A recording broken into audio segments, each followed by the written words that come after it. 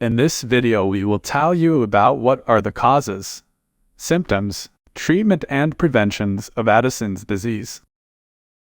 The most common cause of Addison's disease is an autoimmune response, which occurs when your immune system attacks healthy tissues for an unknown reason.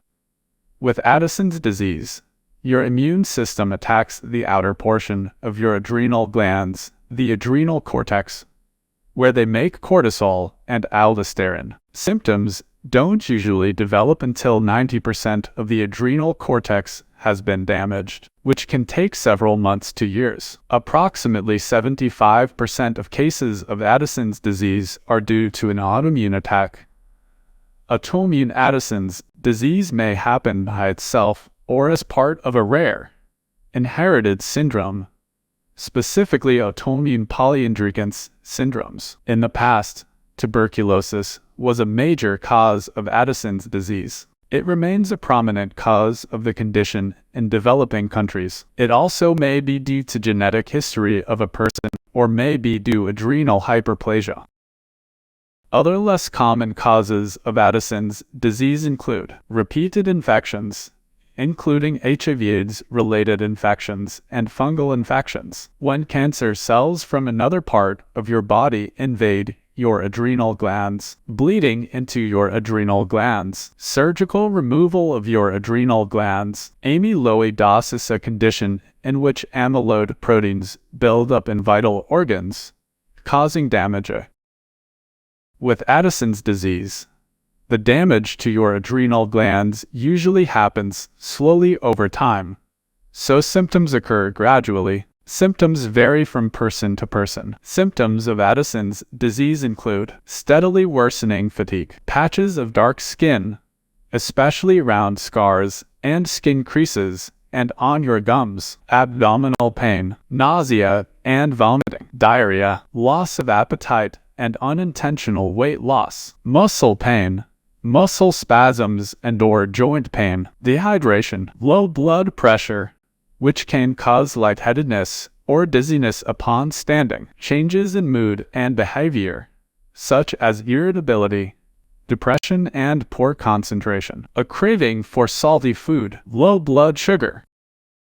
People assigned female at birth with Addison's disease may also have abnormal menstruation, lose body hair, and have a decreased sexual drive. In some cases, such as after an injury or severe illness or time of intense stress, the symptoms can come on quickly and cause a life-threatening event called an Addisonian crisis or acute adrenal failure. If Addison's disease goes untreated for too long, it can become an Addisonian crisis. Symptoms associated with an Addisonian crisis can include agitation, delirium, visual and auditory hallucinations. An Addisonian crisis is a medical emergency. If it's not treated, it can lead to shock and death. Symptoms of an Addisonian crisis include extreme weakness, sudden, severe pain in your lower back, belly or legs, feeling restless, confused, afraid or other mental changes, severe vomiting and diarrhea, potentially leading to dehydration, low blood pressure, loss of consciousness. Get to the nearest hospital as soon as possible if you're having these symptoms. Your treatment will depend on what's causing your condition. Your doctor may prescribe medications that regulate your adrenal glands. Following the treatment plan that your doctor creates for you is very important. Untreated Addison's disease can lead to an Addisonian crisis. If your condition has gone untreated for too long and has progressed to a life-threatening condition called Addisonian crisis, your physician may prescribe medication to treat that first. Addisonian crisis causes low blood pressure, high potassium in the blood, and low blood sugar levels. 3 treatment options for Addison's disease are medications, alternate therapies, and home care. Unfortunately, there's nothing you can do to prevent Addison's disease. If you have Addison's disease, you should carry an identification card and wear a medical alert bracelet or necklace at all times to let medical professionals know you have the condition in emergencies. Talk to your healthcare provider about what you should do when you become sick or are experiencing intense stress, since you'll likely need to increase your medication dosages. Ask your provider about keeping a shot of cortisol for emergencies. The prognosis for Addison's disease is generally good, although people who have Addison's disease will need to take medicine for the rest of their lives.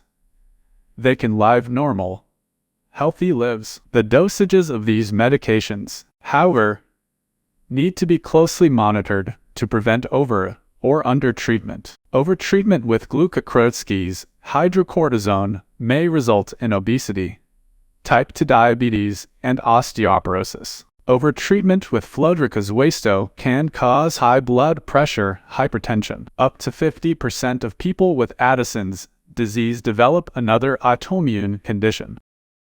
You may be at a higher risk for Addison's disease if you have cancer, take anticoagulants, a blood thinners, have chronic infections like tuberculosis, had surgery to remove any part of your adrenal gland, have an autoimmune disease like type 1 diabetes or Graves' disease.